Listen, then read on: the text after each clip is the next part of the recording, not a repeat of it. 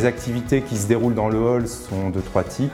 La première, la plus importante, c'est l'enseignement. On reçoit ici tous les étudiants de l'option industrie alimentaire de l'IUT, mais aussi tous les étudiants qui, sur l'Université de Lille, vont toucher de près ou de loin ou à l'industrie alimentaire ou à la biotechnologie. 2 autres activités, c'est soit de la montée en échelle du laboratoire de recherche, soit de la prestation industrielle. Je suis un pur produit de la maison, puisque j'ai eu mon DUT ici à l'IUT.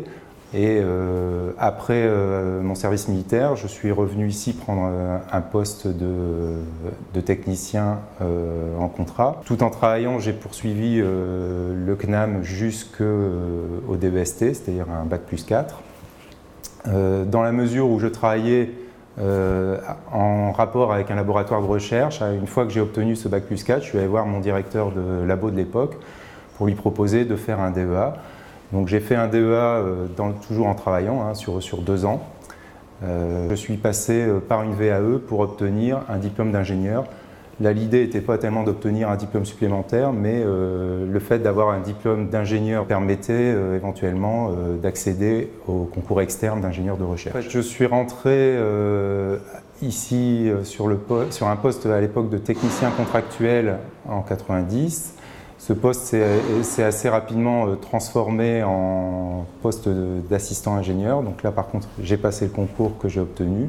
Et puis, par la suite, mais aussi parce qu'il y avait eu un certain nombre d'évolutions sur les tâches à effectuer, je suis passé par liste d'aptitude ingénieur d'études. L'activité principale dans le hall pilote, c'est l'enseignement. Ça représente facilement 80% du temps ici, c'est du temps de TP. Alors, le fait d'avoir des machines importantes, ayant un coût important et demandant aussi un petit peu de savoir-faire pour les utiliser, fait que je suis globalement quasiment présent tout le temps au cours des TP avec les enseignants. Le fait de bien connaître aussi les opérations unitaires fait qu'en général on dresse le plan de TP avec les enseignants, donc je participe à ça. L'idée étant que ce n'est pas parce qu'on fait faire le même TP à des étudiants de bac+2 ou à des étudiants de bac+5 qu'on en attend la même chose ou qu'on ne va pas amener la machine à des limites pour leur montrer autre chose que quelque chose qui marche bien. Donc tout ça, il faut l'établir à l'avance, il faut l'écrire, faire en sorte qu'on démontre bien l'aspect pédagogique qu'on veut démontrer et puis que tout ça cadre dans la durée du TP. Donc il y a tout ce passage d'écriture et puis l'accompagnement parce que en général ce sont des TP longs, 4, 6 ou 8 heures. Il faut qu'on puisse, en cas de panne ou de problème, embrayer, réparer rapidement pour pouvoir boucler les TP. Sur l'aspect recherche, là, c'est des discussions avec les collègues d'enseignants-chercheurs. Quand le projet arrive à l'étape pilote, il est déjà un petit peu mature. C'est un vrai travail collégial au moment de la montée en échelle qui peut aller jusqu'à l'écriture de la partie pilote pour des publications ou des brevets.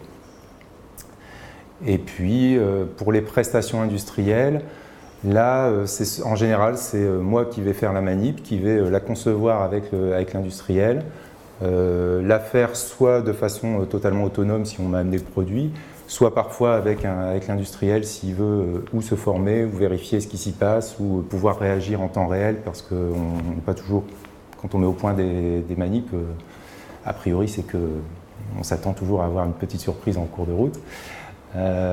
Et puis ça peut aller jusqu'à l'écriture d'un compte-rendu et éventuellement quelques analyses simples sur les produits fabriqués.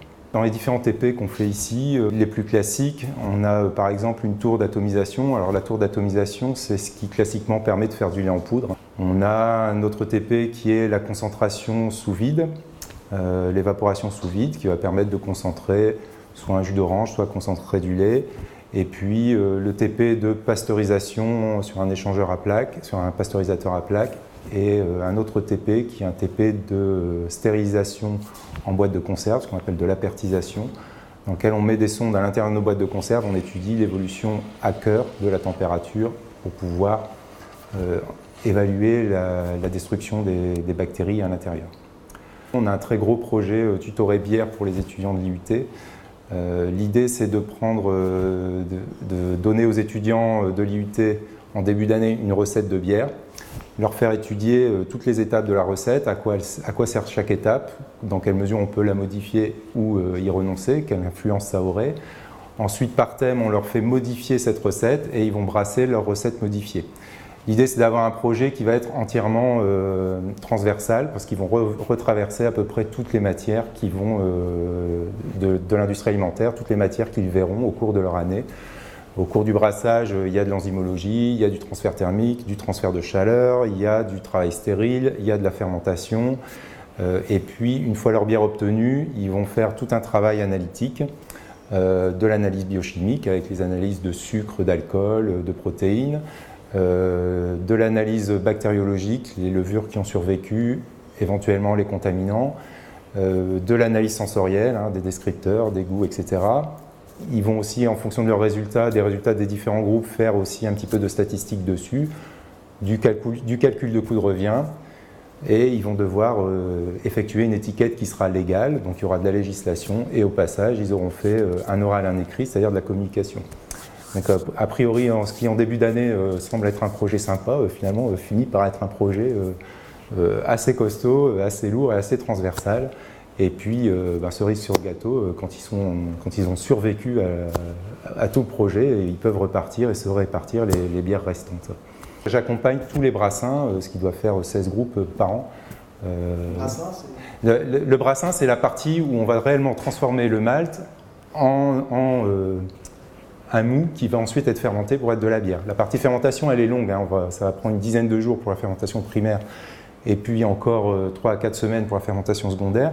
Mais la partie où on fabrique réellement le jus à partir des céréales, c'est ce qu'on appelle le brassin. Ça, c'est 5-6 heures d'affilée où là, il n'y a pas de temps mort, il n'y a pas de... Il y a un enchaînement qu'il faut respecter et qui est un petit peu la phase un peu délicate. Et surtout, c'est la phase où si on contamine, c'est irrattrapable. Ça, c'est quand même dommage de ne pas avoir de bière buvable à la fin. Au niveau ici, il faut que le matériel fonctionne. Donc, il y a tout l'entretien. Alors, même si je ne suis pas mécanicien et je ne suis pas électronicien, etc. Mais moi, j'ai la charge de faire en sorte que tout soit prêt en état de fonctionnement. C'est pas forcément moi qui fais la totalité de la maintenance, mais il faut l'organiser. C'est moi qui gère le budget. Alors, bien sûr, en coordination avec les responsables enseignants, mais oui, il y a les achats de consommables, les achats de matériel d'entretien, de réparation et de maintenance courante.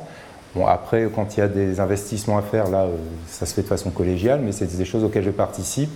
Bon, il faut aussi comprendre que les machines qu'on a, ce n'est pas forcément des machines qui existent sur catalogue. Parfois, il faut les faire fabriquer, dessiner des machines, voir avec l'entreprise qui va la produire, corriger les plans, se mettre bien d'accord sur ce qu'on veut que la machine puisse faire et quelles sont les technologies qu'on met en place dessus.